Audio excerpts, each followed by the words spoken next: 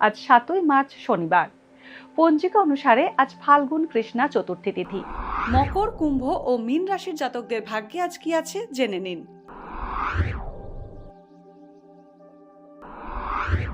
মকর রাশি, আজ প্রতিবাদ এড়িয়ে চলুন মকর রাশির জাতকরা।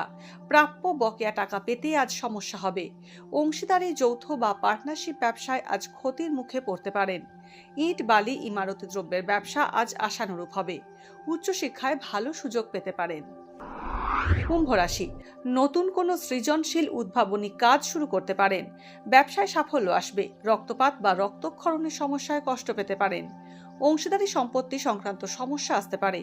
উপস্থিত বুদ্ধি এবং দ্রুত সিদ্ধান্ত নেওয়ার ক্ষমতায় জটিল কাজ সম্পন্ন করতে পারবেন।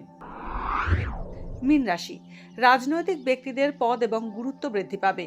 সোজা সাপটা কথা বললে সমস্যার সমাধান হবে। অভিজ্ঞ ব্যক্তির সুপরামর্শ পেতে পারেন। প্রতিযোগিতামূলক পরীক্ষায় ভালো ফল পেতে পারেন। প্রমোটিং এর ব্যবসা লাভজনক হবে। শারীরিক আঘাত পেতে পারেন। ভাগ্যে কি আছে, দিন কেমন কাটবে, জানার ইচ্ছে সবার মনেই। আপনার সঙ্গে কি ঘটবে জানাচ্ছি আমরা। সঙ্গে রয়েছে খারাপ সময়কে ভালো করার টোটকা।